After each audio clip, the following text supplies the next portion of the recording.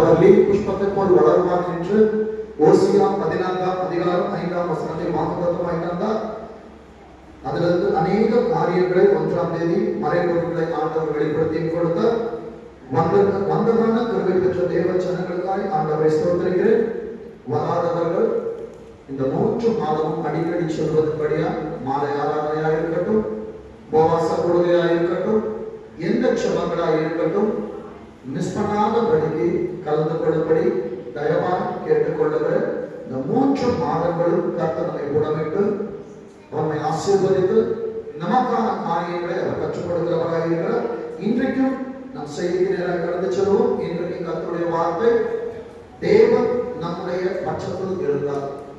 மறுபடியும் சொல்லுகிறேன், இன்றைக்கான தேவ வார்த்தை பரலோகத்தின் மன்னா, தேவன் நம்முடைய பட்சத்தில் இருந்தார்.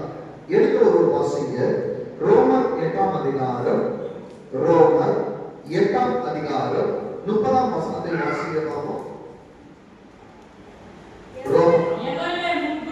எவர்களை முன்குறித்தாரோ அவர்களை அழைத்தும் இருக்கிறார், எவர்களை அழைத்தாரோ அவர்களை நீதிமான்களாக்கி இருக்கிறார், எவர்களை நீதிமான்களாக்கினாரோ அவர்களை மகிமைப்படுத்தியும் இருக்கிறார். 31ஆவது வசனம் வாசிக்கிறது, இவர்களை குறித்து நாம் என்ன சொல்லுவோம்? நம்மளால என்ன சொல்ல முடியும்? என் அன்பு தேவ பிள்ளைகளை, நாம் கைவிடப்பட்டவர்களா, மற்றவர்களால் நேசிக்கப்பட விரும்பப்படத்தக்கவர்களால் இல்லாமல் இருந்த நேரத்தில் என் ஆண்டவருடைய முன்குறித்தல் எனக்கு இருந்தது. தாயின் கருவில் உருவாகும் முன்னே எனக்கு பெயரை வைத்து அழைத்தது என் ஆண்டவர். என்னை முன்குறித்தவர் அழைத்தார். அழைத்தது நோக்கம் என்னவென்றால் என்னை மகிமைப்படுத்த. அடுத்த பகுதி சொல்கிறது, தேவன் நம்முடைய பட்சத்தில் இருந்தார். இன்னைக்கு ஆண்டவர் விட்டு நம்ம தூரம் வந்துட்டோம். ஆண்டவர் அங்கே இருக்கிறார். ஆண்டவர் எனக்காக இதை செய்ய வேண்டும் என்று எங்கே ஆண்டவரின் கரத்தை விட்டு நாம் வெளியே வந்தோமோ அங்கேயே ஆண்டவர் உட்கார்ந்து நாம் எப்போ வருமானவர் பார்த்துக்கிட்டு இருக்கார். சிலருக்கு என் பிள்ளை வரமாட்டோம், அவரே அருகே வருகிறார். என் அன்பு தேவ பிள்ளைகளே, எசேக்கியேல் 16 என் பிறப்பின் வர்த்தமானத்தை ஆண்டவர் எழுதினார். என் அன்பு தேவ பிள்ளைகளே, இத்தனை காரியங்களை செய்தும் அவர் பட்சத்தில் வைத்திராவிட்டார் மனுஷனுடைய கோபம் எரிகிற நேரத்தில் ஆண்டவரே என்று சொல்லி பரிதவிக்க வேண்டிய நேரம் நமக்கு வரும். ஆண்டவர் அங்கே கொடுக்கிற வார்த்தை, தேவன் நம்முடைய பட்சத்தில் இல்லாவிட்டால் நமக்கு விரோதமாக இருப்பவர் யார்? ஆண்டவர் கொஸ்டின் கேட்கிறார். நாம கூட இருந்தா இந்த காரியம் நமக்கு நடக்குமா? கிதியோன் ஆண்டவரை பார்த்து கேட்டார், ஆண்டவரே நீர் எங்களோடு இருந்திருப்பீர் என்றால் இவைகள் எல்லாம் எங்களுக்கு சம்பவிக்குமா என்று அவன் போரடித்துக் கொண்டிருந்தார். இன்றைக்கு அநேக காரியங்களை செய்கிறதான என் அன்பு தேவ பிள்ளையே, கர்த்தர் உன்னோடு இருப்பதினால் தானே இந்த ஆராதனையில் கர்த்தர் உன்னை கொண்டு வந்திருக்கிறார். நேற்று ஆயத்த ஆராதனையில கர்த்தர் 4 காரியங்களை பேசினார். கிருபை மேல் கிருபை, பலத்தின் மேல் பலம், மகிமை மேல் மகிமை, அன்பிலும் மேலான அன்பு. நேற்று இரவு ஆண்டவரோடு தியானித்துக் கொண்டிருந்த நேரத்தில் ஆண்டவர் சொன்னார், இந்த கிருபையை எடுத்தாலே 1 வருஷம் ஓடி. ஆனால் 4 காரியத்தை கற்றுக் கொடுக்க வேண்டும் என்ற பெரிய காரியம். ஒன்றின் ஒன்றாக என் அன்பு தேவ பிள்ளைகள், இந்த வாரம் நாம் தியானிக்க போவது கிருபையின் மேல் கிருபை.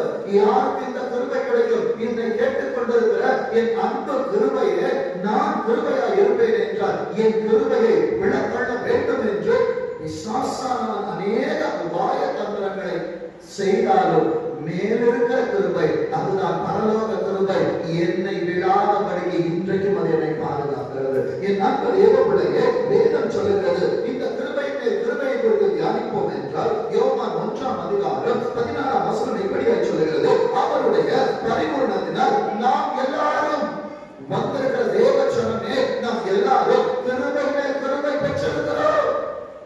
கிருபையை இழந்தோம், ஆனால் மேலிருந்து ஒருவர் எனக்கு கிருபை அளிக்கிறாரே, தாழ்மை உள்ளவர்களுக்கு அவர் கிருபை அளிக்கிறார் என்றால் நாம் தாழ்ந்த இடத்தில் இருக்கிறோம், அவர் உயரத்தில் இருக்கிறார். அவர் உயரத்தில் இருந்தாலும் அவருக்கு முன்பாய் நான் தாழ பொழுது பணிகளான நேரத்தில் அவர் எனக்கு மிகுந்த கிருபையை அளிக்கிறவராக இருக்கிறார். வேதம் சொல்லுகிறது பாருங்கள், என்னாகமம் 2ஆம் அதிகாரம் 8ஆம் இரண்டாம் அதிகாரம் 2வது வசனத்தை வாசிக்க கேட்போம். என்னாகமம் 2ஆம் அதிகாரம் 2ஆம் வசனம். இஸ்ரவேல் புத்திரர் அவரவர் தங்கள் தங்கள் நன்றாக கவனிக்க, வார்த்தை அழகாய் சொல்கிறது. அவரவர் தங்கள் தங்கள் பிதாக்களுடைய வம்சங்களில் விருதாகிய விருது. அதை அண்டர்லைன் பண்ணிக்கோங்க. என் அன்பு தேவ பிள்ளையே, கர்த்தர் எனக்கு கொடுத்த கிருபை தான் ஆண்டவர் பரலோகத்திலிருந்து எனக்கு கொடுத்த விருது. இஸ்ரவேல் ஜனங்களை குறித்து ஆண்டவர் எழுதுகிற நேரத்தில் அவரவர் தங்கள் தங்கள் பிதாக்களுடைய வம்சங்களின் விருதாகிய தங்கள் தங்கள் கொடிகள் அண்டையிலே தங்கள் கூடாரங்களை போட்டு. அப்போ இஸ்ரவேலின் 12 கோத்திரங்கள் உண்டு. ஒவ்வொரு கோத்திரங்களுக்கு ஒவ்வொரு கொடிகள். ரூபன் கோத்திரத்திற்கு பின்னால் ரூபன் கோத்திரம் மாத்திரம் தான் நிற்க முடியும். யூதா கோத்திரத்திற்கு பின்னால் யூதா கோத்திரம் நிற்க முடியும். இசக்கார் கோத்திரத்திற்கு பின்னால் இசக்கார் கோத்திரம் தான் நிற்க முடியும். என் அன்பு தேவ பிள்ளை, நீயும் நான் எங்கே நின்றிருப்போம்? என் அன்பு தேவ பிள்ளையே, அநாதைகளாய் விடப்பட்டோம், மறக்கப்பட்டு போனோம், மற்றவர்களால் நிராகரிக்கப்பட்டு போனோம். என் அன்பு தேவ பிள்ளைகளே, இடமில்லாமல் ஆண்டவரே என் மனதிலே ஆரோக்கியங்கள் இல்லாமல் விடப்பட்டு தனியா இருந்ததான என்னையும் உன்னையும் அவர் அழைத்தார். அவர் அழைப்பு எப்படி இருந்தது தெரியுமா? வாசிங்க உன்னத பாட்டு 2ஆம் அதிகாரம், உன்னத பாட்டு 2ஆம் அதிகாரம் 4ஆம் வசனத்தை சத்தமா வாசிங்க பார்ப்போம். உன்னத பாட்டு 2ஆம் அதிகாரம் 4ஆம் வசனம். என்னை விருந்து சாலைக்கு, அதாவது இன்றைக்கு திருவிருந்து எடுக்கிறோமே, அதற்கு நீயும் நானும் தானாய் ஏற்பட்டவர்கள் அல்ல.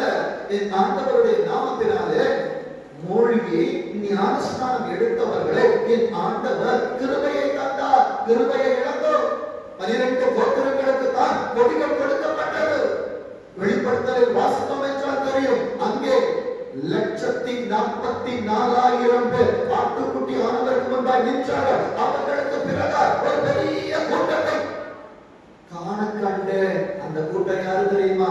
நம்ம என் அன்பு தேவ பிள்ளைகளே, அவர்களுக்கு ஒரு கொடி இருந்தது. ஆனால் நமக்கு ஒரு கொடி இல்லை. அந்த கொடி எனக்கு கொடுக்கும்படியாய் பிதாவின் மடியில் இருந்தவர் எனக்கு முன்பாய் வந்து நின்றார். அவருக்கு பின்பாய் நாம் இருக்கிறபடியினாலே இன்றைக்கு சத்துரு நம்மை மேற்கொள்ள முடியவில்லை. என் ஆண்டவர் என்னை எப்படி அழைத்து போகிறார் என்றால், என்னை விருந்து சாலையை அழைத்துக் கொண்டு போனார். என் மேல் பறந்த கொடி என்ன தெரியுமா? லவ். என் ஆண்டவருடைய அன்பு. என் அன்பு தேவ பிள்ளைகளே, இந்த அன்பு இல்லாமல் இருக்கும் என்றால் உலகத்தில் உனக்கு அன்பு இல்லையா? ஆண்டவரின் அன்பு இருக்கு. உண்மையிலே அவர் அன்பு கொடியாய் பறந்து கொண்டிருக்கிற படியினாலே உலகம் உன்னை ஒன்றும் செய்ய முடியவில்லை.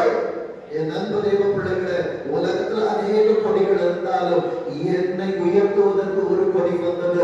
எனக்கு விரோதமா எத்தனை போராட்டங்கள் வந்தாலும் ஏசாயா 59ஆம் அதிகாரம் 19ஆம் வசனத்தை 2ஆம் பகுதி சொல்லுகிறது. வெள்ளம் போல் சத்துரு வரும் பொழுது கர்த்தருடைய ஆவியானவர் அவனுக்கு விரோதமாய் கொடி ஏற்றுவார். ஏனென்றால் அவர் தனது கடைசி சொட்டு ரத்தம் வரையுமாய் எனக்காய் சிந்த விட்டு கொடுத்து அவர் என்னை கிரயமாய் ஏற்றுக்கொண்டார். அந்த அன்பிற்கு முன்பா, அந்த கிருபைக்கு முன்பா என்னால் ஒன்றும் சொல்ல முடியாது. என் அன்பு தேவ பிள்ளைகளே, யாத்திராகமம் 33ஆம் அதிகாரம், யாத்திராகமம் 33ஆம் அதிகாரம் 13வது வசனத்தை வாசிங்க. பார்த்தா மோசே வாழ்க்கையில் இருந்த சில காரியங்களை தியானிப்போம். வாசிங்க. உம்முடைய கண்களில், நல்லா கவனிங்க, அந்த இப்பொழுது என்கிற வார்த்தை அண்டர்லைன் பண்ணி, இப்பொழுது எனக்கு கிருபைகள். இந்த ஆராதனையில உட்கார்வதற்கு ஆண்டவருடைய கண்களிலே எனக்கு கிருபை கிடைத்தது. இந்த கிருபை எனக்கு இல்லாமல் இருக்கும் என்றால் எனக்கு ஒரு கொடி இல்லை, எனக்கான நேசம் இல்லை, எனக்கான பாசம் இல்லை. நான் கண்ணயர்வேன் என்றால் பரலோகத்திலே எனக்கு இடமும் இல்லை. எனக்கு ஒரு இடத்தை உண்டாக்க வேண்டும் என்றால் மனிதனின் கண்களில் அல்ல, கர்த்தருடைய கண்களிலே கிருபை பெற்றவனாய் நான் இருக்க வேண்டும். வேதம் சொல்லுகிறது பாருங்க, இப்பொழுது எனக்கு கிருபை கிடைத்ததானால் நான் உம்மை அறிவதற்கு. திருச்சபை எதற்கு என்றால் ஆண்டவரை பற்றி தெரிந்து கொள்வதற்கு, ஆண்டவர் யார் என்பதை அறிந்து கொள்வதற்கு, நான் உம்மை அறிவதற்கு உம்முடைய கண்களில் எனக்கு கிருபை. திருச்சபைக்குள் வந்தால்தான் அந்த கிருபை உன்னை நோக்கி பார்க்கும். அந்த கிருபை உன்னை பார்த்தால்தான் மேலே இருக்கிற கிருபை உனக்கான காரியங்களை செய்யும். வேதம் சொல்லுகிறது, உன்னுடைய வழியை எனக்கு அறிவியும் இந்த சாதி உம்முடைய ஜனம் என்று. நம்மளை கைவிட்டுட்டாங்க. இஸ்ரவேல் கோத்திரத்துக்கு வந்த ரட்சிப்பு அவர்களுக்கு இருக்கும் என்றால் நீயும் நானும் இந்த சாத்தியத்தை பெற்றிருக்க முடியாது. என் ஆண்டவர் பரலோகத்தை விட்டு உனக்காய் எனக்காய் இறங்கி வந்தபடியினால் எனக்காய் உனக்காய் ஒரு கொடி கிடைத்தது. அந்த கொடியின் பின்னே நீயும் நானும் இருக்கிற சாத்தியத்தை பெற்றபடியினால் மேலே மேலே கிருபையை பெற்றுக் கொண்டிருக்கிறோம். நியாய பிரமாணத்தின் காலத்தில் வாழ்ந்திருப்போம் என்றால் மதிப்பில்லை.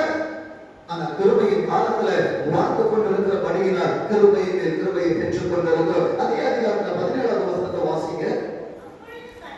அப்பொழுது கர்த்தர் மோசேயை நோக்கி, நீ சொன்ன நல்ல கவனிங்க, நான் சொல்லணும். ஏசப்பா, நான் உங்களை ஏற்றுக்கொள்ளுகிறேன். ஆண்டவரே, உம்மோடு நான் பேசுகிறேன். ஆண்டவரே, உம்மோடு நான் இருக்க விரும்புகிறேன் என்று என் வாயினால் நான் அறிக்கை பண்ணணும். ஆண்டவர் யாரையும் ஃபோர்ஸ் பண்ண மாட்டாங்க.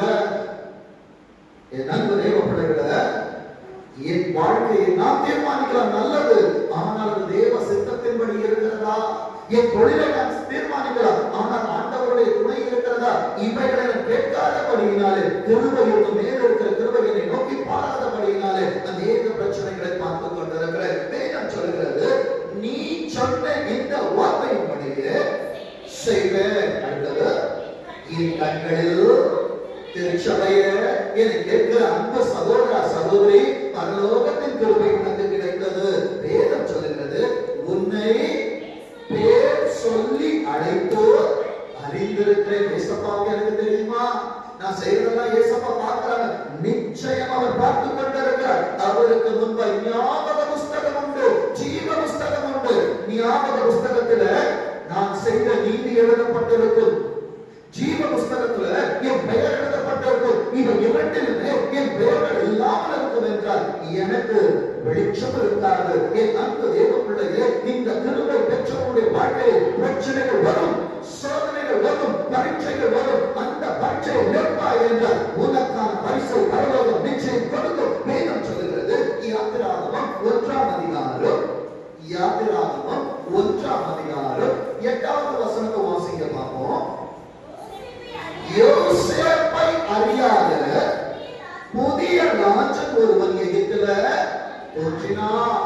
என் அன்பு தேவ பிள்ளைகளே, கிருபை பெருகிறதான நேரத்திலே கிருபையை அறியாத அநேக முரட்டாட்டம் உள்ளதான அந்த கால லோகாதிபதிகள் வருவார்கள். என் அன்பு தேவ பிள்ளைகளே, யோசேப்பு கடந்து போனார். யார் இந்த யோசேப்பு? வேதம் கற்றுக் கொடுக்கிறது. ஆதியாகமம் 37ஆம் அதிகாரம்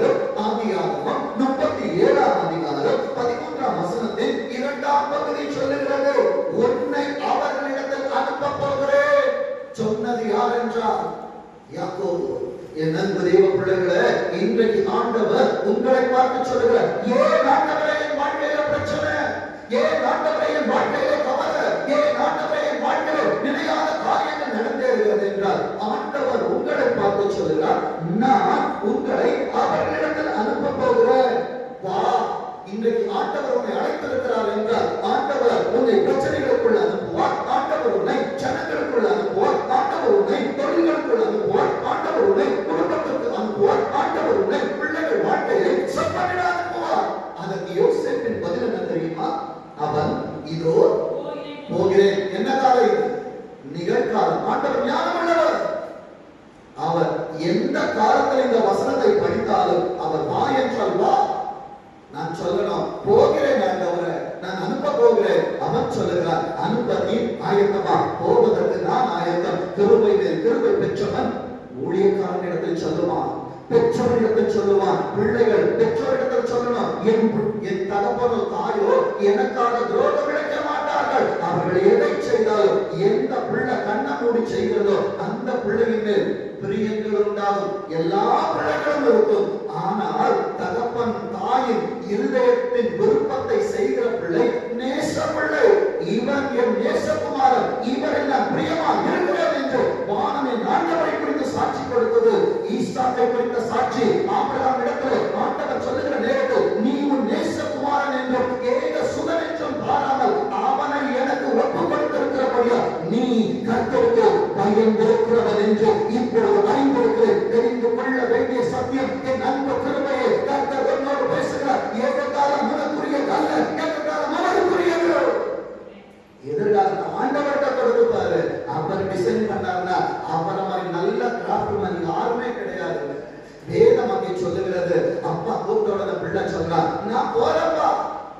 வேதம் சொல்லுகிறது பாருங்க, 15வது வசனத்தை வாசிங்க. அப்பொழுது ஒரு மனிதன் அவன் வெளியிலே வழி தப்பி திரிகிறதை கண்டு, சில நேரங்களிலே என் அன்பு கிருபையே நீ வழி தப்பி திரிவ. ஏசப்பாக்கு தெரியாதா? யோசேப்பு போறான், யாரை பார்க்க? ஒரு ஆமை கொண்ட தன் சகோதரர்களை பார்க்க. அவன் எதிர்காலத்தில் போராட்டம் முன்னேற்ற ஆண்டவருக்கு தெரியும். நம்ம நினைச்சிருப்போம் அங்கே சகோதரர்கள் இல்லை என்றால், ஆண்டவரே நீ அனுப்பின காரியத்துல யாரும் இல்ல, சர்ச்சில் யாரும் இல்ல, நான் வீட்டுக்கு போறேன். என் அன்பு தெய்வ பிள்ளைய, கர்த்தருடைய திட்டம் உன் வாழ்க்கையில் இருக்கிறது என்றால் அவர் ஸ்கிரிப்ட் எல்லாத்தையும் முடிச்சிருவாங்க. முடிச்சுட்டுதான் அவர் பிள்ளைய ஆரம்பிப்பாரு. என் அன்பு தெய்வ பிள்ளைகளே, வேதம் சொல்லுகிறது, சீகேமிலே நான் இப்படியாய் வேடிக்கையாய் சொல்ல விரும்புகிறேன். சீதகே, அதான் சீகே. ஆண்டவர் உனக்காய் வைத்திருக்கிற கேம் இந்த வாழ்க்கையை நான் பார்க்க போறேன். என் சகோதரர்கள் இல்லை, ஆனா ஒரு மனிதன் வருகிறான். அவனே வந்து வாலண்டியா கேட்கிறான், யாரை தேடிக் கொண்டிருக்கிறார்? என் அன்பு தேவ பிள்ளைகளே, என்ன தேடுகிறாய் என்று கேட்டான். அவ்வளவுதான் அவன் வாழ்க்கை. அவன் சொல்றான், என் அண்ணன்கள் எல்லாம் பார்க்க வந்த. உடனே அவன் சொல்றான், அவர்கள் தோத்தானுக்கு போகிறோம் என்று பேசுவதை நான் கேட்டேன். அதோட அவன் ரோல் முடிஞ்சு போச்சு. என் அன்பு தேவ பிள்ளைகளே, உன் வாழ்க்கையிலே சில மனிதர்கள் வருவாங்க. ஏன் அவர்கள் எனக்கு கடைசி வரைக்கும் வரல? எங்க அப்பா அம்மா என் கூட கடைசி வரைக்கும் இல்ல. மலைகள் விலகும், பர்வதங்கள் விலகி போகும். கர்த்தருடைய கிருபை மாறாது. ஏசாயா 54ஆம் அதிகாரம் 10ஆம் வசனத்தை தான் சொல்லுகிறது, மலைகள் விலகினாலும் பர்வதங்கள் நிலை பெற்று போனாலும் என் கிருபை உன்னை விட்டு விலகாது. எந்த மலையை நம்பிச்சுக்கிற, எந்த பர்வதத்தை நம்பிச்சுக்கிற, இவர்கள் விலகும். விலகாதவரை பார்த்து கொண்டது. அவன் ரோல் முடிஞ்சிருச்சு. அவன் போயிட்டான். இவன் நேராக போறான். போன உடனே தூரத்துல இருந்து பார்க்கிறாங்க, கிருபை வந்து கொண்டிருக்கிறது. இந்த கிருபையை அழிக்க வேண்டும் என்று சகோதரர்கள் பிளான் பண்ணிட்டாங்க. இது உலகத்தின் பிளான், ஆனால் தெய்வத்தின் பிளான் உண்டு. உன் வாழ்க்கையில உன்னை அழிக்க வேண்டும் என்று, உன்னை கொண்டு போட வேண்டும் என்று அநேகர் யோசிப்பாங்க. ஆனால் கர்த்தர் உன்னை அவர்கள் கையில் விட மாட்டார். அவர்கள் வருகிற நேரத்துல இந்த சொப்பனக்காரன் வருகிறான், இந்த கிருபை வருகிறது. இவன் சொப்பனம், இவன் வாழ்க்கையில் இருக்கிற கிருபை எப்படி நிறைவேறுகிறது என்று பார்ப்போம். அவன் தூக்கி குழியில போடுறாங்க. என் அன்பு தெய்வ பிள்ளையே, அங்கே கர்த்தர் ரூபனை எழுப்புகிறார். ரூபன் சொல்றான், இவனை கொண்டு நமக்கு என்ன கிடைக்க போகுது? என் அன்பு தெய்வ பிள்ளைகளை, அவன் நினைத்தது இவர்கள் கோபம் எல்லாம் ஆறுனவன அவனை குழியிலிருந்து தூக்கி அவன்கிட்ட கொண்டு போயிடலாம். கர்த்தருடைய திட்டம் மாறாதுங்க. என் அன்பு தெய்வ பிள்ளை, ரூபனோட ரோலம் முடிஞ்சிருச்சு. உன் வாழ்க்கையில சில காரியங்கள் முடிந்து கொண்டிருக்கிறதா, அமைதியாயிரு. அடுத்தது யூதா வருகிறான். அவனை ஏன் கொல்லலாம்? வித்தரலாம். யூதாவுடைய ரோலம் முடிஞ்சிருச்சு. என் அன்பு தேவ பிள்ளைகளே, கர்த்தர் உன் வாழ்க்கையிலே அவர் என்ன ரோலை பிளே பண்ண விரும்புகிறாரோ அதை ஒருவனாலும் தடுக்க முடியாது. என் அன்பு தேவ பிள்ளைகள், ஒருவேளை உன்னுடைய வஸ்திரம் மாறும், ஆனால் தேவ கிருபை மாறாது, தேவ திட்டம் மாறாது. பலவர் நாங்கி மாறிச்சு. அடிமை வஸ்திரம் யோசேப்புக்கு கொடுக்கப்பட்டது. அடிமை வஸ்திரத்திலிருந்து போத்திபார் வீட்டிற்கு போறார். காணியாட்சியின் வஸ்திரம் அங்கே இருந்து சிறைச்சாலைக்கு போறார். சிறைச்சாலை வஸ்திரங்கள் மாறினது, கிருபை மாறவில்லை. என் அன்பு தேவ பிள்ளைகளே, உன் வாழ்க்கையிலே சில மனிதர்களை காரியங்கள் நின்று கொள்ள கவலைப்படாத. நீ பெருக வேண்டும் என்றால் லோத்து உன்னிலிருந்து பிரிக்கப்பட வேண்டும். கர்த்தர் பிரிப்பார், கவலைப்படாத. என் அன்பு தேவ பிள்ளைகளே, யோசேப்பின் முடிவை பார்ப்போம் என்றார். அவனை எல்லாருக்கும் மேலாய் உயர்த்தி, யார் மூலமாய் அவன் பிரச்சனைகளை பார்த்தாரோ அவர்கள் வந்து அவனை பணிகிற வரைக்கும் கர்த்தர் அவனை கைவிடவே இல்லை. விசுவாசிக்கிறீங்களா? என் அன்பு தேவ பிள்ளையே, உன் வாழ்க்கையிலே மனிதர்கள் தள்ளிட்டாங்கன்னா கவலைப்படாத. உன்னை தள்ளி கொண்டு போகிறவர், உன்னை நடத்தி கொண்டு போகிறவர், உன்னோடு நடந்து வருகிறவர் என் ஆண்டவர் ஒருவரே. வேதம் சொல்லுகிற காரியத்தை பாருங்க. என் அன்பு தேவ பிள்ளைகளே, ஏன் ஆண்டவரே எனக்கு இந்த சோதனை? உமக்காய் ஓடி வந்தப்பா, உண்மைதானே தேடினேன், ஏன் எனக்கு இந்த சோதனை என்றால், உபாகமம் 8ஆம் அதிகாரம் 15ஆம் வசனம் தீர்க்க தரிசனமாய் சொல்லி சொல்லுகிற ஒரே ஒரு வார்த்தை உண்டு. உன்னுடைய பெண் நாட்களில் உனக்கு நன்மை செய்யும் பொருட்டு. என் அன்பு தேவ பிள்ளையே, ஏன் இந்த வனாந்திரம் என்று சொல்லி கேட்கிறீங்களா? ஏசப்பா உனக்கு நன்மை செய்யலாம். அதனாலதான் சில காரியங்களை உன் வாழ்க்கையிலிருந்து மனிதர்களை விலக்கி வைக்கிறார், சூழ்நிலைகளை விலக்கி வைக்கிறார். என் அன்பு தேவ பிள்ளையே, வேதம் சொல்லுகிறது பாருங்க, யாத்திராகமம் 1ஆம் அதிகாரம் 10ஆவது வசனத்தை இந்த 10ஆம் மாதத்திற்கு அடையாளமாய் நான் திருச்சபைக்கு காண்பித்துக் கொடுக்கிறேன். வாசிங்க. யாத்திராகமம் 1:10. இந்த மாதத்துல நீ பெருகக்கூடாது, இது உலகத்தின் ஆசை. அவர்கள் பெருகாத படிக்கும் வாழ்க்கையில ஒரு யுத்தம் வரணும், இது உலகத்தின் ஆசை. இந்த 10ஆம் மாதத்துல என் வாழ்க்கை எப்படிதான் இருந்திருக்கும்? கிருபை இல்லாமல் இருந்திருந்தால், ஆனால் கிருபையாய் எனக்கானதை செய்து முடித்துவிட்டு அவர் என்னோடு பேசிக் கொண்டிருக்கிறபடியினாலே சொல்லப்படுகிற காரியங்கள் என்னை ஒன்றும் செய்யாது. விசுவாசிக்கிறீங்களா? வேதம் சொல்லுகிறது பாருங்க, அவர்கள் நம்முடைய பகைகளோடு கூடி நமக்கு விரோதமாக யுத்தம் பண்ணி தேசத்தை விட்டு புறப்பட்டு போகாதபடிக்கு நாம் அவர்களை மார்க் பண்ணி வச்சிருக்கிறான் சத்துரு. உன் பேரை டைரியில எழுதி வச்சிருக்கான். என் அன்பு தேவ பிள்ளையே, உன்னை ஒழிக்க, உன்னை அழிக்க வேதம் சொல்லுகிறது ஒரு உபாயம். உன்னை குறித்த பிளான உலகம் போட்டுக்கிட்டு இருக்குது. ஆனா ஏசப்பா அதையெல்லாம் தாண்டி உனக்கானவர், உனக்கான திட்டத்தை எழுதி உங்க கொடுத்துட்டு இருக்கிறாங்க. வேதம் சொல்லுது பாருங்க, ஒரு உபாயம் பண்ணணும். 16வது வசனத்தை வாசிக்க பார்ப்போம்.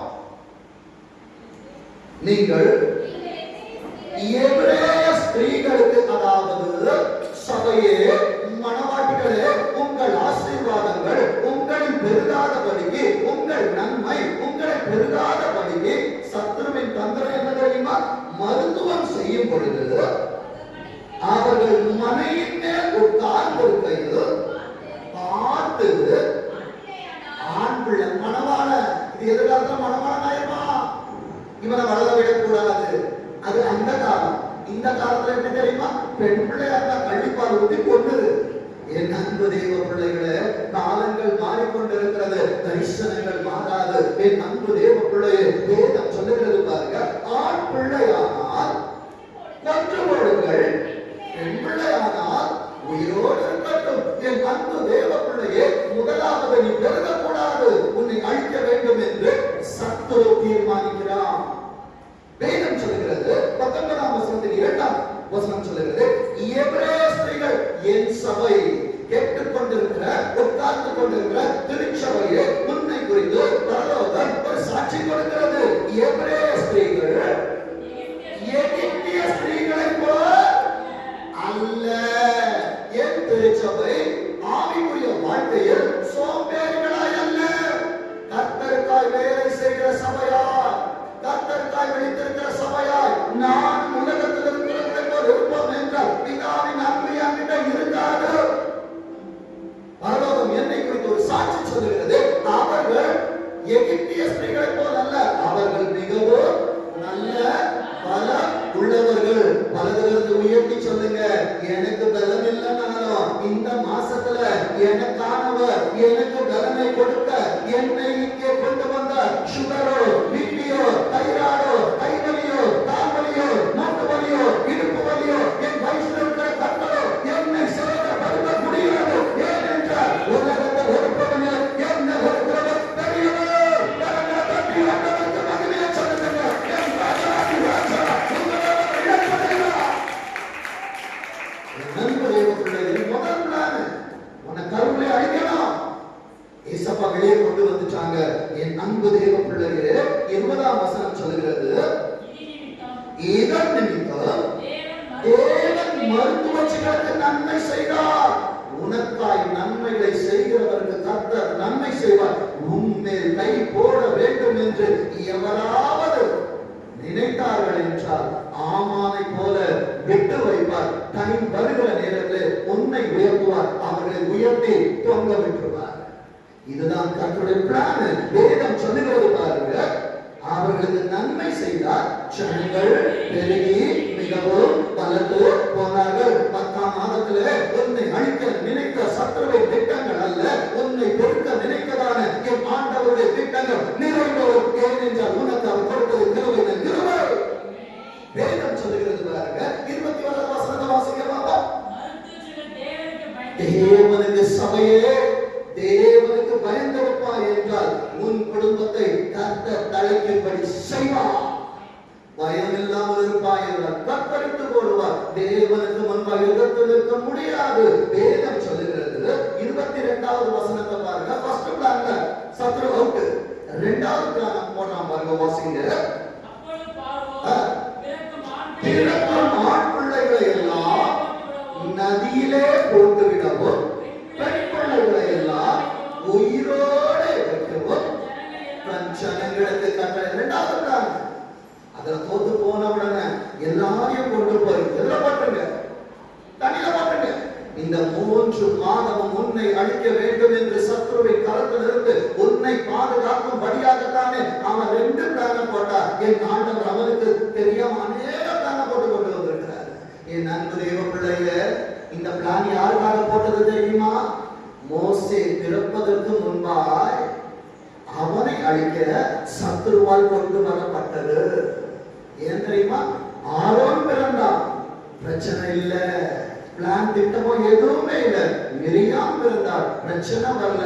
மோசே நீ பிறந்தாய் அல்லவா, குடும்பத்திலே ஜெபிக்கிறவனே நீ இருக்கிறாய் அல்லவா, நீ ஜெபிப்பதனால அநேக திட்டங்கள் உனக்கு விரோதமா எழும்பும். ஆனால் அதற்கு விரோதமா என் ஆண்டவர் வெளியேற்றுவார். என் அன்பு தேவ பிள்ளை, வேதத்திலிருந்து காண்பிக்கிற ஆண்டவர் என்னை இப்படியா எழுத வைத்தார். தரிசனத்தை, அதாவது கிருபையை அழிக்க அசாத்தியங்கள் வரும். கிருபையே உன்னை அழிக்க அசாத்தியங்கள் வரும். சத்தியம் தீர்க்க தரிசனமாய் உன்னை காப்பாற்றும்.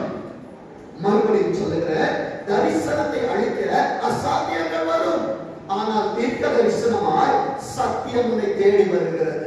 வேதம் சொல்லுகிறது பாருங்க, யாத்திராகமம் 2ஆம் அதிகாரம் 2வது வசனத்தை வாசிங்க. அந்த ஸ்திரீ கர்ப்பவதியாகி ஒரு ஆண் பிள்ளையை பெற்று அது அளவுள்ளது, அண்டர்லைன் பண்ணிருங்க, அளவுள்ளது. 1ஆம் தேதி 24ஆம் ஆண்டு எண்ணாகமம் 24 5 ஆண்டவர் கர்ப்பம் தரித்து சபைக்கு கொடுத்தார். வார்த்தை என்னது?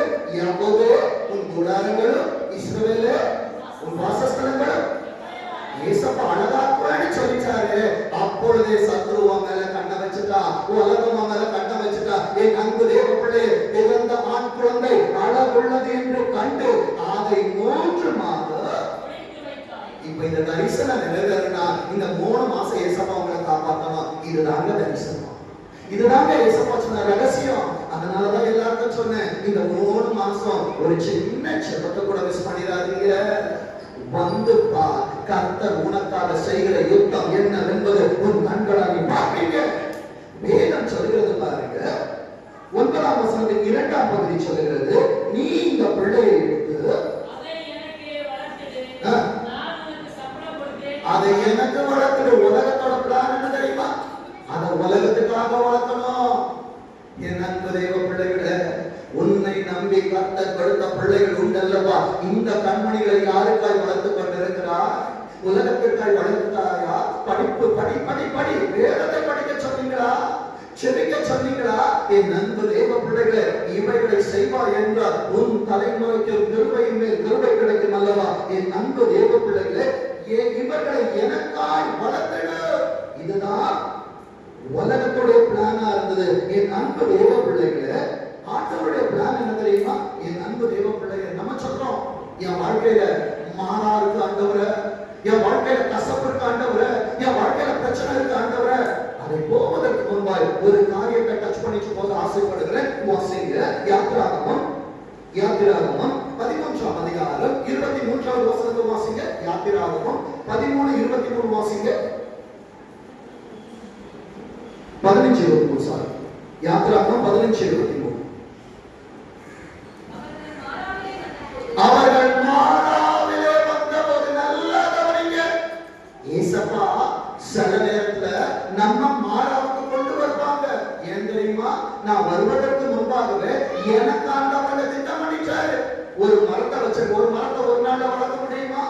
முடியாது. என் பிள்ளைங்க வருவாங்க, என் பிள்ளைங்க வருவாங்கன்னா அந்த மரத்தை வெட்டி நான் உள்ள போடணும். அந்த மரம் தான் உனக்காய் எனக்காய் தேவனின் மடியிலிருந்து 2000 ஆண்டுகளுக்கு முன்பாய் இறங்கி வந்து என் கசப்பிலே தன் ரத்தத்தை ஊற்றி எனக்கான மதுரத்தை கொடுத்த மரம். விசுவாசிக்கிறீங்களா? என் அன்பு தேவ பிள்ளையே, மாறாவிலே கசப்பு இருக்குது. தேவன் அங்கே ஒரு மரத்தை வளர வைத்தது போல மோசேயை கர்த்தர் வளர வைத்தார். என் அன்பு தேவ பிள்ளையே, ஏன் மாறாவின் அனுபவம் தெரியுமா? வாசிங்க என்னாகமம் 33ஆம் அதிகாரம், என்னாகமம் 33ஆம் அதிகாரம் 8ஆம் வசனம் 9ஆம் வசனம் வாசிங்க.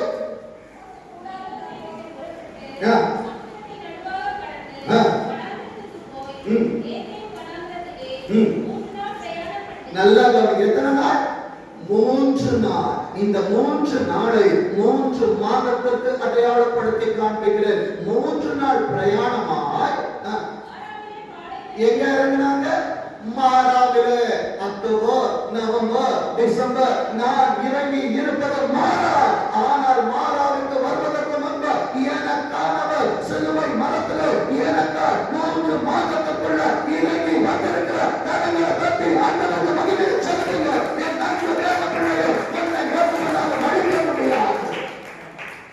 ஒரு கேள்வி வருதுல்ல, ஏசப்பா மாறால வந்துட்டேன், மதுரமா மாறிச்சுன்னா 25வது வருஷம் என்னை எங்கப்பா கொண்டு போக போறீங்க? 9ஆம் வசனத்தை வாசிங்க. 9 என்பது பரிபூரணம். வாசிங்க.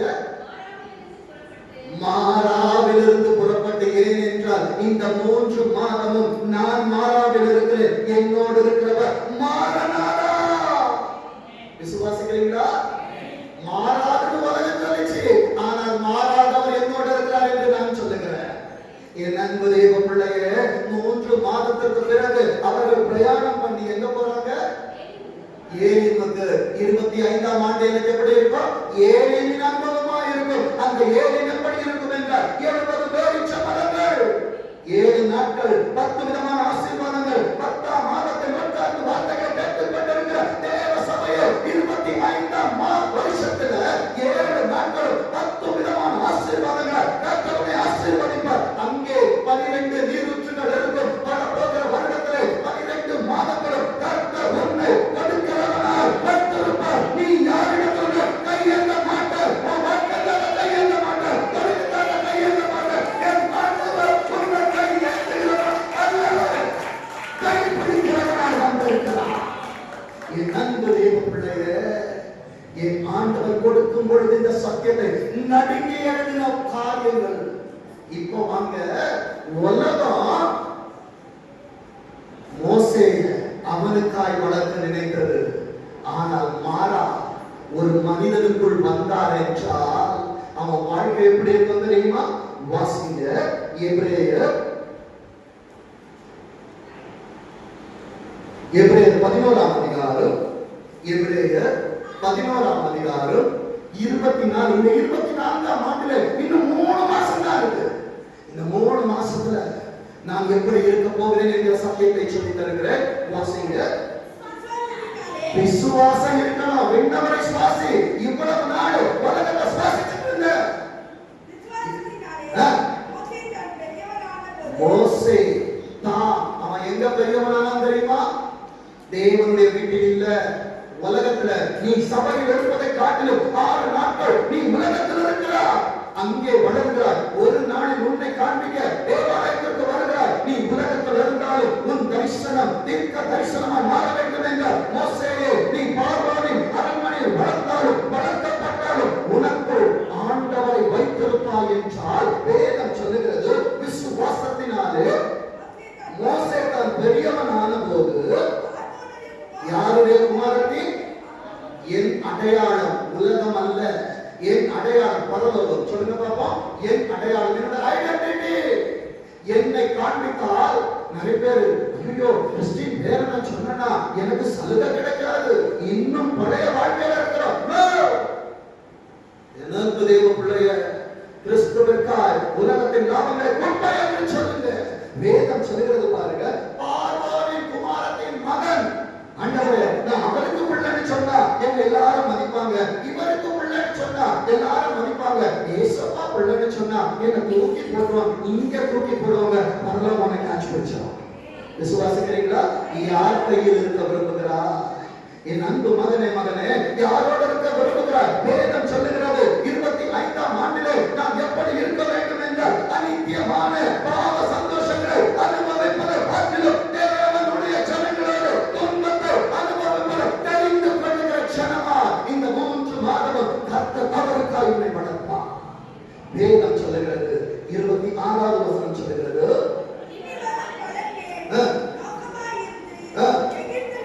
எகிப்தில் உள்ள பொக்கிஷங்களிலும் உலகத்தின் ஆசீர்வாதத்தை அனுபவிச்சது போதும். வாழ்க்கை கொஞ்ச காலம். என் அன்பு சகோதரனே, என் அன்பு சகோதரியே, என்னை கேட்கிற என் அன்பு தம்பி தங்கச்சி, இன்னும் கொஞ்ச காலம் தான் வாழப்போறோம். இயேசுவுக்காய் வாழ்ந்துப்பார், இயேசுவுக்குள்ளாய் வாழ்ந்துப்பார், அவர் மகிமையை நிறைந்து நின்றுப்பார். வேதம் சொல்லுகிறது, கிறிஸ்துவின் நிமித்தம் வரும் நிந்தையை அதிக பாக்கியம். நான் சண்டே வேலைக்கு போயிட்டா நிறைய லாபம் வந்துடும். நான் சண்டே வேலைக்கு போனா டபுள் டியூட்டி கொடுப்பாங்க. என் அன்பு தெய்வ பிள்ளையே, பரலோகம் உள்ள போற டியூட்டியை கேன்சல் பண்ணிடுறத மறந்துச்சியா? என் அன்பு தெய்வ பிள்ளையே, இங்க ஒரு வேலை நண்ப வேலைக்கு போயிடலாம், பரலோகத்துக்குள்ள என்ட்ரி பாஸ் கிடைக்கலன்னா நேரா கீழே பாதாளம் தான், வேலை போக முடியாது, பள்ளத்தாக்கிலிருந்து ஏற முடியாது. இங்கே மரண இருளின் பள்ளத்தாக்கில் நடந்தாலும் கர்த்தர் உனக்கு துணையாய் வருவார். அங்கே மரண இருளின் பள்ளத்தாக்கில் உனக்கு துணையாய் வருவது சத்தியம். யாரோடு இருக்க போகிறா? யாரை கிண்டல் பண்ணிச்சுக்கிறோம்? நம்மை நாமே ஏமாற்றி கொண்டிருக்கிறோம். கிருபை மேல் கிருபை வேண்டும் என்றா அநித்தியமான பாவ சந்தோஷங்களை நாம் இருக்கணும். என் அடையாளத்தை நான் மறைக்கணும், என் அடையாளத்தை நான் உடைக்கணும். என் அன்பு தேவ பிள்ளை, நான் கிறிஸ்தவன் அல்ல, கிறிஸ்துவுக்குள் இருப்பவன் என்கிற அடையாளம் இருக்க வேண்டும். என் அன்பு தேவ பிள்ளையே, வேதம் சொல்லுகிறது பாருங்க, இந்த மோசே யார் தெரியுமா? அப்போஸ்தலர் 7ஆம் அதிகாரம் 22ஆம் வசனம் காண்பித்துக் கொடுக்கிறது. மோசே எகிப்தியருடைய சகல சாஸ்திரங்களிலும் கற்பிக்கப்பட்டு, இன்றைக்கு உன் பிள்ளை இன்ஜினியரிங் படிக்க வைக்கிறீங்க, டாக்டருக்கு படிக்க வைக்க போறீங்க, எல்லாம் செய்ய போறீங்க, எல்லா விதத்திலும் கற்பிக்கப்பட்டாலும் வேதத்தை உன் பிள்ளைக்கு கொடுக்காமல் இருப்பாய் என்றால் அவன் எதிர்காலம் பார். வேதம் சொல்லுகிறது பாருங்க, சகல சாஸ்திரங்களிலும் கற்பிக்கப்பட்டு வாக்கிலோ செய்கையிலோ வல்லவனான அவன் வல்லவனாய் இருந்தால் வல்லவர் வருகிற நேரத்தில் அவருக்கு முன்பாக சாஸ்திராங்கமாய் படுவார். எத்தனை பேரால் சொல்ல முடியும்? இந்த உலகத்திற்கு முன்பாக நான் படிக்கிறவன் அல்ல, என் ஆண்டவருக்கு முன்பாய் புரிகிறவன். எத்தனை பேரால் சொல்ல முடியும்? வல்லவருக்கு வைத்து சொல்லுங்க, நான் உலகத்தை படிக்கிறவன் அல்ல, என் ஆண்டவரை கொள்கிறவன். என் அன்பு தேவ பிள்ளைகளே, வேதம் சொல்லுகிறது பாருங்க, ஆண்டவர் இவன் மனசு விருப்பத்தை அறிஞ்சிட்டு எகிப்திலிருந்து எங்க கொண்டு போனார் தெரியுமா? வேதத்திலிருந்து காண்பித்து வருகிற யாத்திராகமம் 2ஆம் அதிகாரம் 16ஆம் வசனம் சொல்லுகிறது, மீதியான் தேசத்து ஆசாரியர். ஏசப்பா உலகத்துல நீங்க ஏன் சபைக்கு கொண்டு வராங்க தெரியுமா? உலகத்துல சாஸ்திரங்கள் கிடைக்கும், சம்பிரதாயங்கள் கிடைக்கும், பாவ அநித்திய சந்தோஷங்கள் கிடைக்கும். இவைகள் எல்லாவற்றை காட்டிலும் மோசேயை வளர்ப்பதற்கு முன்பாக அவன் தாயிடத்தில் அனுப்பின நேரத்துல அவள் அவனுக்கு வேதத்தை கற்றுக் கொடுத்தால் அந்த உலகத்தின் சாஸ்திரங்களை காட்டிலும் வேதம் அவனுக்கு பெரிதாய் தெரிந்தபடியினாலே இந்த வேதம் இந்த சாஸ்திரங்களை மறக்க 40 ஆண்டுகள் கர்த்தர் அவனை மீதியான் தேசத்து ஆசாரியனார் ரெகுவேலிடத்திற்கு கொண்டு போனார். வேதம் சொல்லுகிறது 21ஆம் வசனம் சொல்லுகிறது, அந்த ஆசாரியன் மோசேயை பார்த்து சொன்னார், நீ என்னோடு தங்கியிரு. அவனும் அதற்கு சம்மதிக்கிறார். 24ஆம் வசனத்துல இந்த வருடத்திற்கு அடையாளமா காண்பிக்கிறேன், வாசிங்க. இந்த 3 மாசம் தான் இருக்கு இந்த வருஷம் முடிகிறதுக்கு. பெருமூச்சோடு உட்கார்ந்து இருக்கிற என் அன்பு சகோதரா சகோதரி, உன் பெருமூச்சை ஆண்டவர் கேட்டுக் கொண்டிருக்கிறார். தேவன் அவர்கள் பெருமூச்சை கேட்டு தாம் ஆபிரகாமோடு ஈசாக்கோடு யாக்கோபோடும் செய்த ப்ராமிஸ். ஏசப்பா அவங்கிட்ட ப்ராமிஸ் பண்ணியிருக்கிறாங்கல்ல, உடன்படிக்கை என்கிற ப்ராமிஸ். இந்த ப்ராமிஸ் யாருக்கு கிடைக்கும் தெரியுமா? ஆபிரகாம், ஈசாக்கு யாக்கோபு வரிசையில ஆண்டவரை துக்கப்படுத்தாதபடிக்கு அவர் ஆராதனைகளில, அவர் சங்கத்துல, அவர் பிரசனத்துல கூடி வருகிற நமக்கு கிடைக்கும். எனக்கு பிறகு என் பிள்ளை ஆண்டவருக்கு கேட்பான் என்றால் என் பெயரினால் ஆண்டவர் அவனுக்கு தரிசனமாகி என்னை அவனுக்கு காண்பித்துக் கொடுப்பார். வேதம் சொல்லுகிறது பாருங்க, 25ஆம் ஆண்டிலே எப்படி இருக்க போகிறோம்? தேவன் இஸ்ரவேல் புத்திரரை கண்ணோக்கினார். அப்ப 25ஆம் ஆண்டு என் ஆண்டவர் என் மேல் கண் வைத்து என்னை விசாரிக்கிற வருஷமா இருக்கான். கர்த்தரின் வார்த்தை வைத்துவிடு, அவர்களை ஆதரிப்பார். அவர்களை விசாரிக்கிறவர்களாக இருக்கிறபடியா உங்கள் கவலை எல்லாத்தையும் எதோட வந்திருக்கிறீங்க. வீட்டுக்கு அப்படி போகாதீங்க, பொங்கல் எல்லாத்தையும் இங்கே வச்சுட்டு போய் பேச பார்த்துட்டு அவர் கொண்டு வந்த வாக்கு தத்தங்களை கொண்டு போங்க. வேதம் சொல்லுகிறது, தேவன் அவர்களை நினைத்தார், அருளினார். என்ன அருள போகிறார்? வாக்கு தத்தத்தை அருளுவார், எனக்கு ஆசீர்வாதத்தை அருளுவார், இழந்து போன என் நன்மைகளை அளவில்லாமல் அருளுவார். என் நண்பு தேவ பிள்ளைகளை இப்ப வாசிங்க. யாத்திராகமம் 3ஆம் அதிகாரம், யாத்திராகமம் 3ஆம் அதிகாரம் 2வது வசனம். நம்ம சொல்ல, ஏசப்பா நான் பிரச்சனையில இருக்கிறேன், நான் மனாந்திரத்துல இருக்கிறேன், நான் முட்களுக்குள்ள இருக்கிறேன். ஏசப்பா எங்க தெரியுமா இருக்கிற? முழுதான் இருக்கிறார். நான் கண்ணீர் வடித்தார், என் ஆண்டவர் கண்ணீர் வடிக்கிறார். நான் சிரித்தார், என் ஆண்டவர் சிரிக்கிறார். நான் எந்த காரியத்தை செய்தால் எனக்குள் இருக்கிற ஆவியானவர் அவரும் அதை செய்கிறார். என் அன்பு தேவ பிள்ளையை அப்ப கேட்காதீங்க, நான் பாவம் செய்தார் எட்டி மிதிச்சுட்டு போயிடுவார். என் அன்பு தேவ பிள்ளையை வேதம் அங்கே சொல்லுகிற காரியத்தை பார்க்க, அங்கே கர்த்தருடைய தூதனானவர் ஊற்றடியின் நடுவில் இருந்து உண்டான அக்கினி ஜுவாலையின் நடுவிலே ஆசாரியனை பார்க்க போனவனுக்கு ஆசாரியன் வேதத்தை கொடுத்தார். அவன் சாஸ்திரங்களை மறந்தான். சாஸ்திரங்கள் மறக்கப்பட்ட நேரத்திலே மிரியாம் மறந்து போனாள், ஆரோன் மறந்து போனான், தாய் தகப்பன் மறந்து போனார். வேதம் சொல்லுகிறது, என் தகப்பனும் தாயும் என்னை கைவிட்டாலும் யார் என்னை சேர்த்துக் கொள்ளுவார்? கர்த்தர் என்னை சேர்த்து அவர் என்ன பண்றாரு? கைக்குள்ளாய் வைத்து 3 மாதம் என்னை பாதுகாக்க போகிறார். வேதம் சொல்லுகிறது, 4வது வசனத்தை வாசிங்க. அவன் பார்க்கும்படி, ஏசப்பாவை பார்க்கணும்னா கிட்ட வரணும். நான் வீட்டுல இருந்து பார்ப்பேன், அப்படி ரிமோட் அனுப்புனா அங்க எனக்கு வார்த்தை வரும். திருவண்ண எப்படி பாருங்க, வார்த்தை வரும். அங்க நம்ம இப்படி கொடுப்பாங்க, ஆண் வாழ வாங்க பிடிப்பீங்களா? தேவ சமூகத்துக்கு இல்லை என்றால் ஒரு நாள் ஒரு ஆசீர்வாதம் பெற்றுக் கொள்ள முடியாது என்பதை தாழ்மையோடும் தயவோடும் கண்டிப்புடன் சொல்லிக்கொள்ள யாரா இருந்தாலும் என்னை கேட்கிற அன்பு சகோதர சகோதரி, கர்த்தர் உன்னோடு இடைப்படுகிற நேரம் இது என்பதை மறந்து விடாத. வேதம் சொல்லுகிறது பாருங்க, அவன் பார்க்கும்படி கிட்ட வருகிறதை. அப்ப நான் ஒவ்வொரு நாள் சர்ச்சுக்கு வந்த இயேசுவை பார்க்கறாங்களா இல்லையா?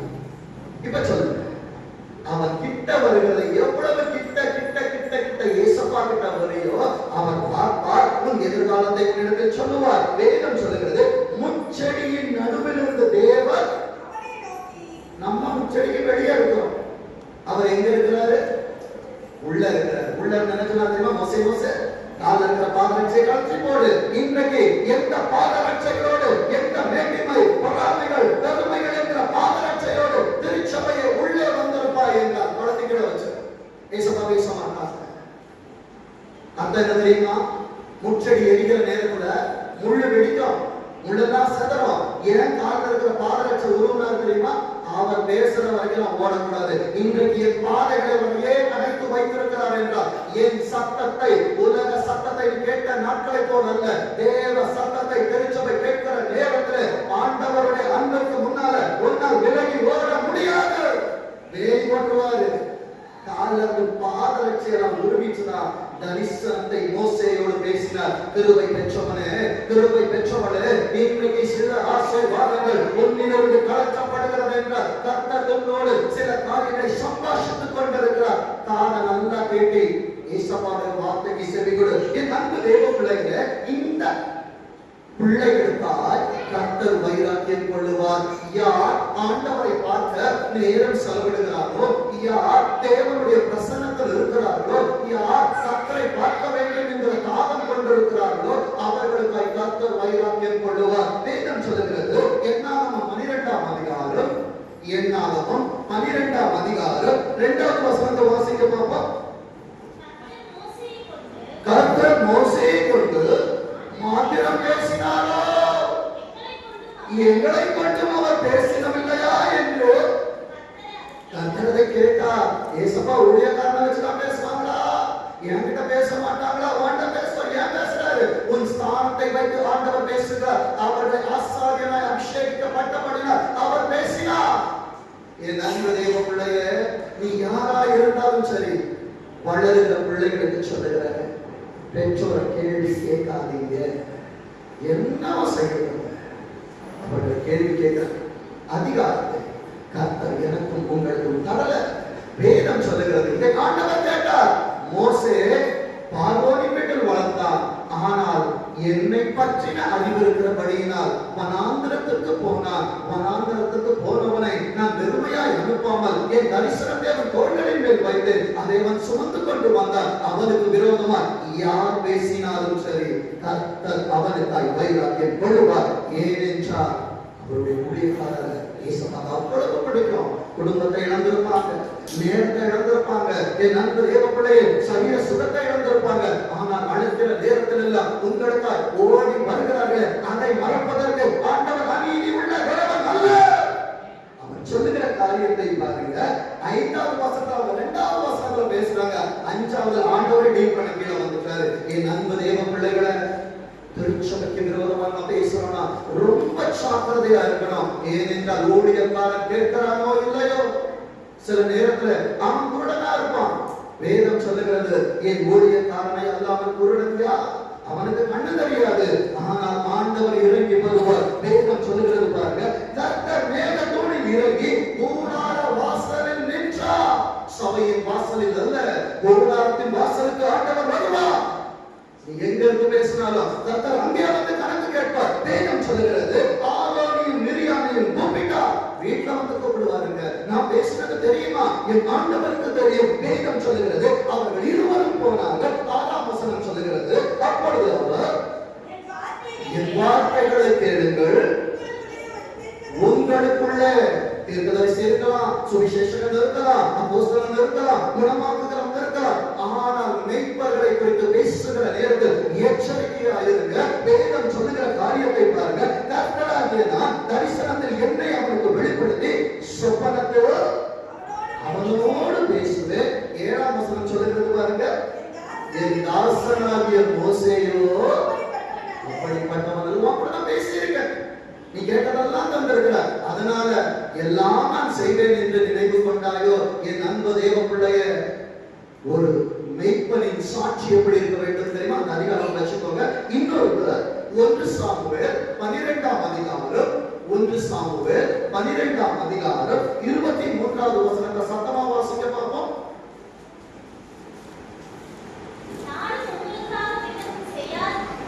1 சாமுவேல் 12:3 சிஸ்டர். இருக்கிற நல்ல கவனிங்க. என்ன தேவ பிள்ளையே, ஒரு திருச்சபையின் மெய்ப்பன் இப்படிதான் இருக்க வேண்டும். இதோ இருக்கிற இந்த வார்த்தை ஆண்டவர் காண்பித்த நேரத்தில், ஆண்டவரே இதற்கு நான் சாட்சியா இருக்கிறேன் என்று என்னால் தைரியமாய் வலிமிடத்திலிருந்து சொல்ல முடிகிறது என்றால், இந்த சாட்சி எனக்குள்ள ஆண்டவர் நிலை கொண்டு செய்திருக்கிறபடியால் வேதம் சொல்லுகிறது, இதோ இருக்கிற கர்த்தரின் சந்நிதியிலும் அவர் அபிஷேகம் பண்ணி வைத்தவருக்கு முன்பாகவும் என்னை குறித்து சாட்சி சொல்லுங்கள். நான் யாருடைய எழுதை எடுத்துக்கொண்டு, யாருடைய கழுதை எடுத்துக்கொண்டு, யாருக்கு அநியாயம் செய்து, யாருக்கு இடுக்கம் செய்து, யார் கையில் பரிதானம் வாங்கிக் கொண்டு கண்சாலையாயிட்டு சொல்லுங்கள். அப்படியானால் அதை உங்களுக்கு திருப்பி கொடுப்பேன் என்றார். என் அன்பு தேவ பிள்ளைகளே, வேதம் சொல்லுகிறது, இந்த சாட்சி ஆண்டவரே, இந்த சாட்சி எனக்குள் இருக்கிறது என்றபடியால் தைரியமாய் கர்த்தருடைய சமூகத்தில் நின்று, ஆண்டவரே ஒரு காரியத்தை நீ கைகள் வீட்சிக்கவில்லை என்கிற சாட்சியோடு உனக்கு முன்பாக தைரியமாய் பிரசங்கித்துக் கொண்டிருக்கிறேன். வேதம் சொல்லுகிறது. இப்போ வாங்க யாத்திராகமத்தில் 8வது வசனத்தை வாசிக்க. 12:8 வாசிங்க. ஆண்டவர் ஊழியக்காரன் மறைச்சு பேச மாட்டார், உடைச்சு பேசுவாரு. ஆனா ஊழியக்காரன் தான் உடைச்சு பேச மாட்டான். சில காரியங்களை இலைமறை தனியார் சபைக்கு பேசுவான், இயேசுவை பேச மாட்டாங்க. வேதம் சொல்லுது பாருங்க, நான் அவருடன் மறைமுகமாக அல்ல, முகமுகமாகவும் பிரத்யட்சமாகவும் வார்த்தை அண்டர்லைன் பண்ணுங்க. என்ன பண்றாங்க? அவர் பேசுற வார்த்தை என்னால இவ்வளவு ஸ்ட்ராங்கா கொண்டு வர முடியாது. பேசுகிறேன், அவர் கர்த்தரின் சாயலை ஏசப்பாவை பார்க்க முடியாது.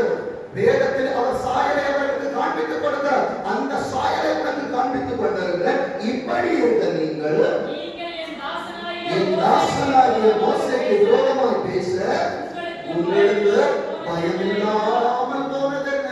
என் அன்பு திருச்சபையே, நான் தவறிழைத்திருப்பேன் என்று நினைப்பாய் என்றால் என்னிடத்தில் பேசு, மற்றவர்களிடத்தில் பேசாது. என்னிடத்தில் குறை இருக்கும் என்றால் ஆண்டவர் புதிய ஏற்பாட்டிலே வசனம் சொல்லுகிறது, 2-3 சாட்சிகள் இல்லாமல் அதை ஏற்றுக்கொள்ளாது. என் அன்பு தேவ பிள்ளைகளே, 24 மணி நேரமும் என் பிள்ளைகளோடு பேச காத்திருக்கிறேன். என் அன்பு தேவ பிள்ளையே, உனக்கு ஒரு குறை இருக்குன்னா நேரம் எனக்கு வந்து பேசு, பிளவு இருக்காது. என் அன்பு தேவ பிள்ளையே, வேதம் சொல்லுகிற காரியத்தை பாருங்க. அதற்கு பிறகாக இருந்த வீட்டை போய் வாசிச்சுக்கோங்க. இன்னும் சில ஆண்டவரின் ரகசியங்களோடு இப்போ வாசிங்க. யோபு 42ஆம் அதிகாரம், யோபு 42ஆம் அதிகாரம் 7வது வசனத்தை வாசிங்க பாப்போம். யோபு 42:7. கர்த்தர் இந்த வார்த்தைகளை யோபுவோடு பேசுவதற்கு பின்பு முன்னாக யோபு என்ன பேசியிருப்பார்? யோபு 42:2ல கர்த்தர் சகலத்தையும் செய்ய வல்லவர், அவர் செய்ய நினைத்தது ஒருபோதும். என் அன்பு தேவ பிள்ளையே, இந்த திருச்சபையில உன் வாழ்க்கையில ஏசப்பா உனக்கு வச்சது உனக்கு மட்டும்தான். அதை யாராலையும் மாற்ற முடியாது. ஆனால் சில காரியங்கள் மாற்ற வேண்டும் என்று நினைத்த நேரத்துல ஆண்டவர் யோபிற்காய் எப்படி வைராக்கியம் கொள்ளுகிறார் தெரியுமா? வேதம் சொல்லுகிறது, கர்த்தர் தேவானியான எலிப்பாசை நோக்கி, உன் மேலும் உன் 2 சிநேகிதர் மேலும் எனக்கு கோபம் மூழுகிறது. கிருபை மேல் கிருபை பெற்றவனுக்காய் பரலோகம் வைராக்கியம் கொள்ளும். வேதம் சொல்லுகிறது. 8வது வசனத்தை வாசிங்க. நீங்கள் 7 காளைகளையும் 7 ஆட்டுக்கடாக்களையும் தெரிந்து கொண்டு என் தாசனாகிய யோபினிடத்தில் போய், நல்ல கவனிங்க, நீ பலி கொடுக்கிற, ஆனா உனக்காக விண்ணப்பம் பண்ணுகிறது உன் ஊழியக்காரனாக இருக்கிறார். என் அன்பு தேவ பிள்ளையே, நான் தசமமாக கொடுக்கிறேன், நான் காணிக்கை கொடுக்கிறேன். என் அன்பு தேவ பிள்ளையே, உனக்காய் தேவ சமூகத்தில் வெளித்திருக்கிற தேவன் அங்கே சொல்லுகிற காரியத்தை பாருங்க. உங்களுக்காக சர்வாங்க தகன பலிகளை இடுங்கள். என் தாசனாகிய யோபு உங்களுக்காக வேண்டுதல் செய்வான். நல்லா கவனிங்க, நான் அவன் முகத்தை பார்த்து. என் அன்பு தேவ பிள்ளைகளை, கர்த்தர் ஊழியக்காரனின் முகத்தை பார்க்கிறவர் என்பதை மறந்து போகாதீங்க. என்ன வேணாலும் பேசலாம். அவைகள் இருந்தா அது இப்படி இருக்குமோ, இப்படி இருந்திருக்குமோ, யோகங்கள் வேண்டாம், சந்தேகங்கள் இருக்கும் என்றால் தாராளமா சபை வந்து பேசட்டும். பதில் கொடுக்க சபையாயக்கமாக இருக்கிறது. வேதம் அங்கே சொல்லுகிறது பாருங்க, நான் அவன் முகத்தை பார்த்து உங்கள் புத்தி ஈனத்திற்கு தக்கதால் நடக்காதிருப்பு. புத்தி ஈனத்தக்கதான காரியங்களை வாழ்க்கை நடந்தேறிக் கொண்டிருக்கிறது என்றால், ஆண்டவரே என்னை மன்னியும் என்று அவரிடத்தில் என்னிடத்தில் அல்ல.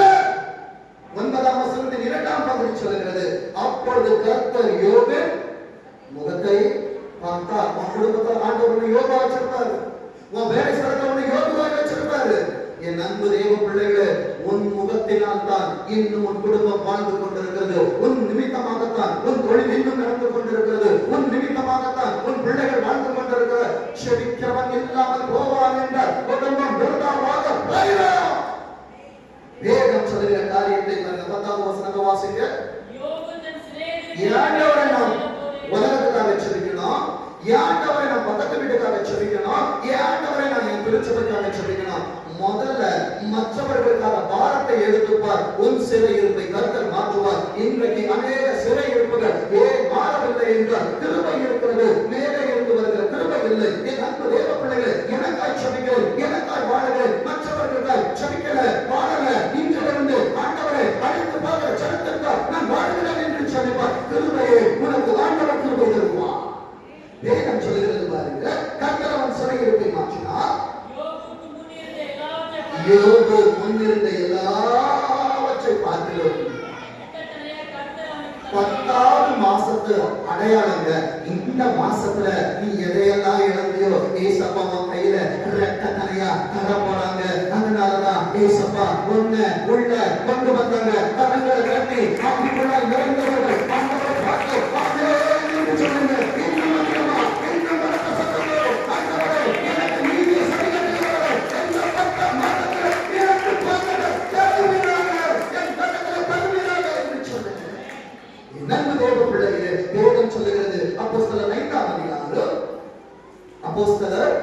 5ஆம் அதிகாரம் 39ஆம் வசனம் சொல்கிறது, தேவனால் உண்டாயிருந்ததே ஆனால் அதை ஒழித்து போட உங்களால் கூடாது.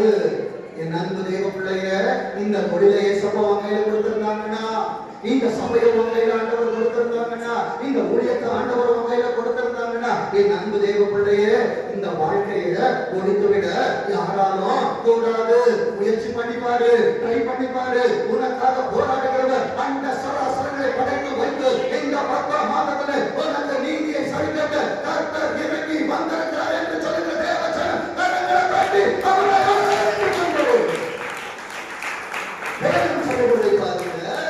தேவனோடு போர் செய்கிறவர்களால் காணப்படாதபடிக்கு பாருங்க. ஏசப்பா கிட்ட சண்டை போட்டா மேற்கொள்ள முடியாதுங்க. வேதம் சொல்லுகிறது, யோனா 2ஆம் அதிகாரம் 8ஆம் வசனம் சொல்லுகிறது, பொய்யான மாயையை பின்பற்றிக் கொள்ளுகிறவர்கள் தங்களுக்கு வரும் கிருபையை போக்கடிக்கிறார்கள். சத்தமா வாசிங்க பாப்போம் வசனத்தை. பொய்யான மாயையை பற்றி என்றால் பிடித்து, ஏசப்பாவின் கைகளை பிடிக்க வேண்டிய கைகள் உலகத்தின் ஸ்நேகத்தை பிடிக்கிறது, உலகத்தின் செல்வத்தை பிடிக்கிறது, உலகத்தை பிடித்துக் கொண்டிருக்கிறபடியினாலே கிருபையே முன்னில் வர வேண்டிய கிருபைகள் இன்னும் வராமல் அது முன்னே தூரமாக இருக்கிறது. வேதத்திலிருந்து ஒரு பெரிய ரகசியத்தை ஆண்டவர் வெளிப்படுத்தி கொடுத்ததை சொல்லணுமா? என் அன்பு தேவ பிள்ளைங்க, நம்மை நாமே ஏமாற்றுகிறோம், சபையை ஏமாற்றுறோம் நினைக்கிறோம், அப்பா அம்மாவை ஏமாற்றுறோம் நினைக்கிறோம். நடந்தது என்ன தெரியுமா? யாக்கோபு யாரை ஏமாத்தினா? அடுத்தது அப்பா. ஃபர்ஸ்ட் யாரை ஏமாத்தினா? அப்பா. எப்படி ஏமாத்தினா? அவருக்கு கண்ணு தெரியாது. வஸ்திரத்தை ஆட்டுத்தோலை போத்திட்டு வந்து என்ன பண்ணா? நான் யாரு? நான் யாரு? ஏசா. ஆசீர்வாதத்தால என்ன பண்ணா? அவருக்கு கண்ணு தெரியல, வாங்கிட்டு போயிட்டான். நேரா போனா மாமனார் வீட்டுக்கு. உண்டா இல்லையா? நான் உண்மையான சொல்றேன்.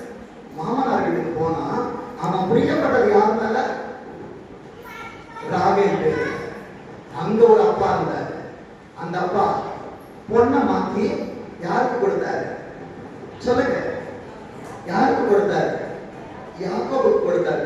இந்த அப்பாவை ஏமாத்தணும்னு அவன் நினைச்சான். ஆனா பரலோக அப்பா வாழ்க்கையில் அவனுக்கு ஏமாற்றத்தை கொடுத்தார். வஸ்திரத்தை கொண்டு ஏமாற்றினான். அவன் வயதான நாளில் அவன் பிள்ளையின் வஸ்திரத்தை எடுத்துக்கொண்டு வந்து உரிந்து கொண்டு வந்து கலப்பு கடந்த காவி அவன் கையில கொடுத்தாங்க. ஆண்டவர் வசனத்தால் சொல்லுகிறார், இதோ நீதிமானுக்கு பூமியில் சரி கட்டப்படுமே. எனக்கான நியாயத்திற்கு இங்க, நான் ஏமாத்தின எனக்கு நியாயத்திற்கு இங்க சபைக்கு பிரசங்கிக்கிறேன். என்ன ஆண்டவர் விட்டுருவாரா? உங்களிடத்தில் வார்த்தையை கொண்டு சேர்ப்பதற்கு முன்பாக என்னில் சரி செய்ய வேண்டியதை சரி செய்த பிற்பாடுதான் ஆண்டவர் என்னை பேச வைப்பார். என் அன்பு தேவ பிள்ளையே, வேதம் சொல்லுகிறது, மல்கியா 3ஆம் அதிகாரம் 1வது வசனத்தை வாசிங்க. மல்கியா 3ஆம் அதிகாரம் 1வது வசனத்தை வாசிங்க. நல்லா கவனிங்க. ஏசப்பா தூதனை அனுப்புகிறார். இந்த 3 மாதத்துல உனக்கானவர் உனக்காய் வருகிறார். வேதம் சொல்லுகிறது, அவன் எனக்கு முன்பாய் போய் வழியை ஆயத்தம் பண்ணுவான். இந்த 3 மாசம் ஆண்டவர் வழியை ஆயத்தம் பண்ணுவாங்க. ஆராதனையில் ஆண்டவர் பேசினார், மோசே உன் கையை சமுத்திரத்துக்கு நேராக நீட்டு. என் அன்பு தேவ பிள்ளையே, வலது கரத்தை எல்லாரும் கொண்டு வந்திருக்கிறீங்களா? எல்லாருக்கும் வலது கரம் இருக்கா? வீட்டுல யாரும் வச்சுட்டு வரலையே? வலது கரத்தை எல்லாரும் உயர்த்தி சொல்லுங்க. உன் கரத்தை ஏசப்பா நடக்க 3 மாசத்துக்கு முன்னால நீட்டுறேன். அடுத்த வார்த்தை சொல்லிச்சு, கோலை எடு. கையில இருக்கிற வேதாகமத்தை தூக்கி காட்டுங்க. கையில இருக்கிற வேதாகமத்தை தூக்கி காட்டுங்க. ஏசப்பா என் கோலை நான் கரத்துல எடுத்துட்டேன். சிவந்த சமுத்திரத்தை பிளந்து விடு. என்னால முடியாது, அவரால் முடியும். விசுவாசிக்கிறீங்களா?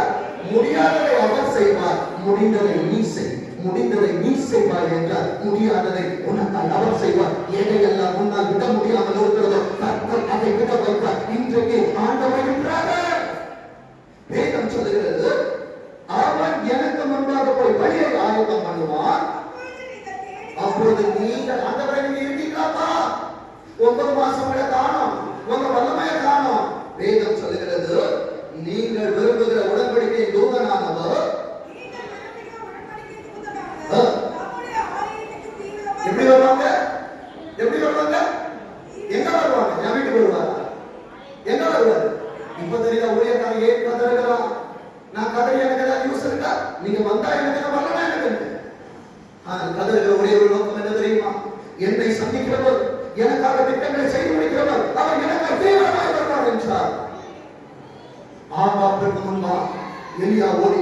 என் ஆண்டவர் வருவதற்கு முன்பாய் நான் ஆலயத்துக்குள் இருக்க வேண்டும் என்று இன்றைக்கு தீர்மானத்தை செய்துங்கள். வேதம் அங்கே சொல்லுகிறது, ஆலயத்திற்கு தீவிரமாய் வருவார். இதோ வருகிறார்.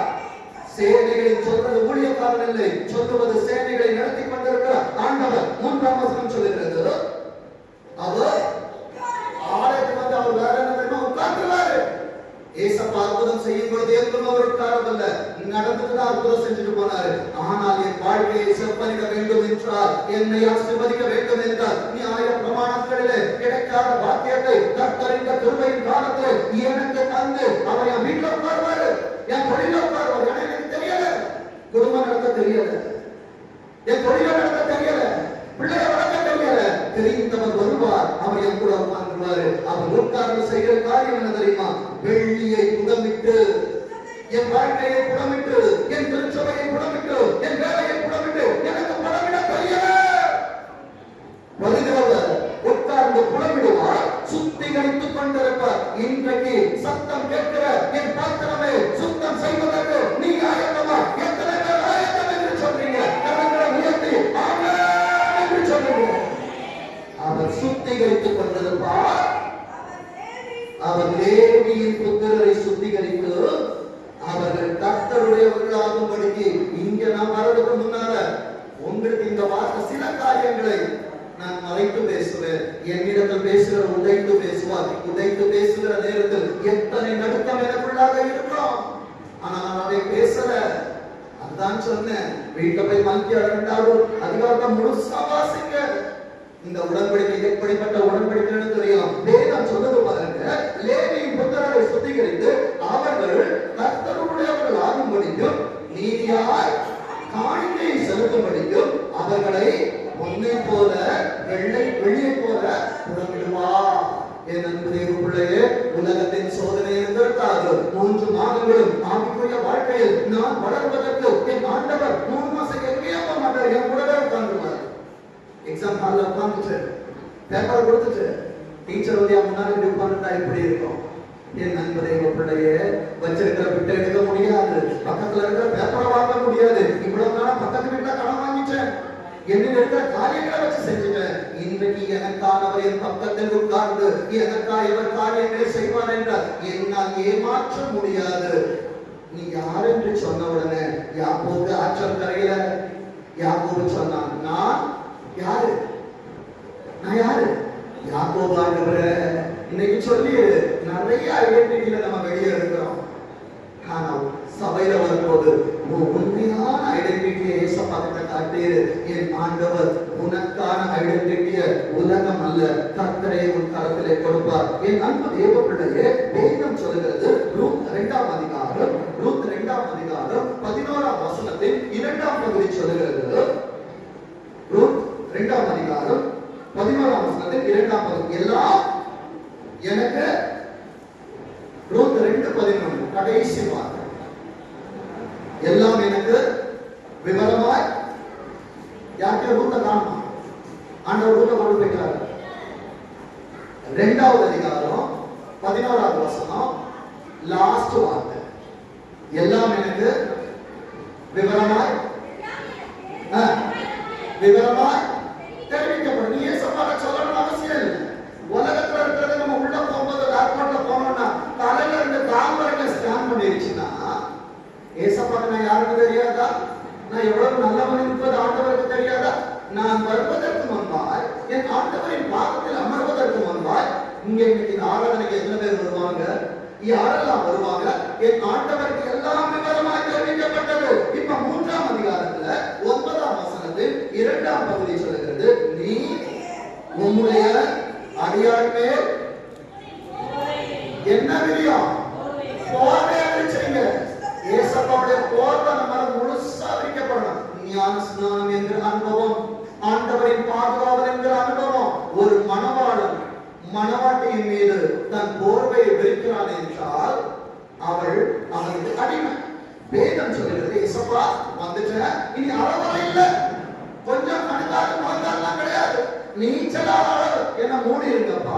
என் அன்பு தேவ பிள்ளைகளே, இன்றைக்கு கர்த்தருடைய அன்பினால் நீ மூடப்படுவாய் என்றால் என் அன்பு தேவ பிள்ளையே, கிருபை மேல் கிருபை உன்னை தேடி வந்து கொண்டிருக்கும். ஏசப்பா இந்த 10வது மாசத்துல கடைசியா உன்னோடு ஒரு தீர்க்க தரிசனத்தின் வார்த்தை தருகிறார். அதே ரூத் 3ஆம் அதிகாரம் 10வது வசனத்தை வாசிங்க.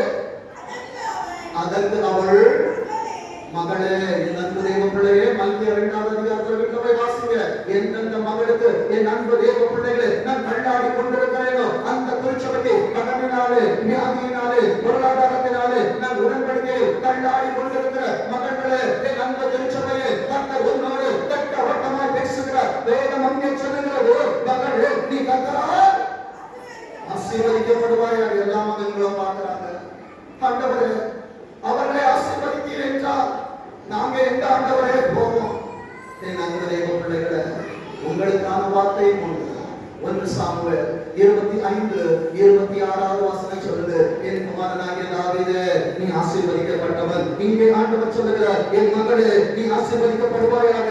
நீ தரித்திரரும் ஐஸ்வர்யவான்களுமான வாலிபர்களுக்கு பிறகு போராடுவதினால் உன் முந்தின நற்குணத்தை பார்க்கிலும் உன் பிந்தின நற்குணம் உத்தமமாய் இருக்கிறது. இவ்வளவு நாள் நீ என்ன வாழ்க்கை வாழ்ந்த ஆண்டவருக்கு தேவையில்லை. இனி நீ வாழ போகிற வாழ்க்கை உத்தம.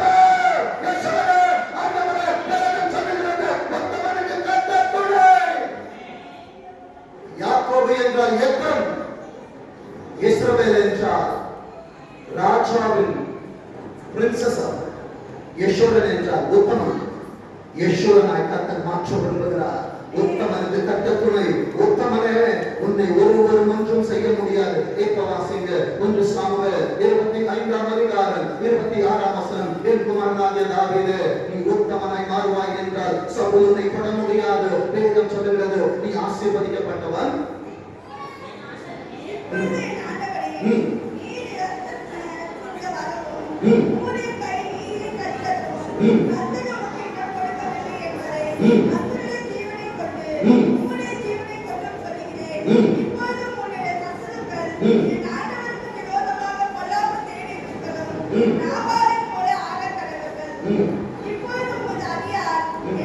ஒன்று சாமுவேல் தான வாசிக்கிறீங்க?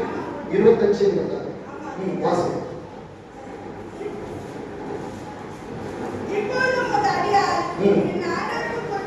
இல்லம்மா, 26 25 வாசிங்க. 26 25. அப்பொழுது சவுல் தாவீதை நோக்கி ஏசப்பாவை பார்த்து சொல்றாங்க, என் குமாரனாகிய தாவீதே, நீ ஆசீர்வதிக்கப்பட்டவன். 25ஆம் ஆண்டுல நீ பெரிய காரியங்களை செய்வாய், மென்மேலும் பலப்படுவாய். அப்படியே தாவீது, நான் வீட்டுக்கு போகிறேன், நான் பரலோகத்துக்கு போக அல்ல, என்னோடு உட்கார்ந்து 3 மாதங்கள் எனக்கான தேவன் சுத்திகரித்துக் கொண்டிருப்பார். ஏனென்றால் 25ஆம் ஆண்டில் எனக்கான ஆண்டை, ஆசீர்வதிக்கப்பட்ட ஆண்டாய், எனக்காக பலப்படுகிற ஆண்டாய் கர்த்தர் தருகிறார். கர்த்தர் கொடுக்கிற ஆசீர்வாதத்தின் வார்த்தை எடுத்து வைத்துக் கொள்ளுங்கள். சகரியா 4ஆம் அதிகாரம் 7ஆம் வசனத்தை வாசிங்க. பெரிய பர்வதமே, எந்த பர்வதத்தை பார்த்து வந்திருக்கிற? கோலியாத்தை பார்த்து பயப்படுறியா? பெரிய பர்வதத்தை பயப்படாத, நீ சின்னதாக இருந்தா உன்னை கொண்டு கர்த்தர் மண்டையை உடைப்பார். வேதம் சொல்லுகிறது, பெரிய பர்வதமே, நீ ஏமாத்திரம் செருபாபேலுக்கு முன்பாக நீ சமபூமி. ஏசப்பா ஏற முடியல. இந்த 3 மாசம் ஏசப்பா உனக்கு சமபூமி ஆக்கிடுவாங்க. அடுத்தது தலைக்கல்லை 25ஆம் ஆண்டிலே என் வாழ்க்கைக்கான கல்லை, என் தொழிலுக்கான கல்லை, என் ஊழியத்திற்கான கல்லை, கட்டப்பட்ட கல்லை மூலையிலே கிடந்து என்னை அவர் தலைக்கல்லாய் மாற்றிக் கொண்டிருக்கிறார். தலைக்கல்லை அவன் கொண்டு வருவான். அதற்கு கிருபை உண்டாவதாக, கிருபை உண்டாவதாக. கிருபை மேல் கிருபை ஆண்டவர் தருவார். வேதம் சொல்லுகிறது, அங்கே ஆர்ப்பரிப்பு உண்டாகும். 25ஆம் ஆண்டு ஆர்ப்பரிப்பின் ஆண்டு கர்த்தர் உனக்கு தருகிறார். 10ஆவது வசனத்தை வாசிங்க. 10வது மாசம் இப்படிதான் நிறைய பேர் நினைக்கிறோம். அற்பமான ஆரம்பப்பா. 25ஆம் ஆண்டுல எனக்கானது உண்டுப்பா. ஏசப்பா சொல்றாங்க, அற்பமான ஆரம்பத்தின் நாளை யார் அசட்டை பண்ணதா?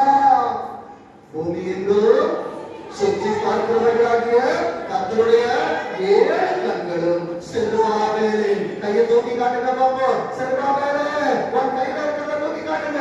ஏசப்பா, என் கையில ஒண்ணல்ல, என் கையில இருக்கிறது. நீங்க வேதத்தை வைத்திருக்கிறவர்கள் கருத்து தூக்கி ஏசப்பாட்ட கேட்டுங்க.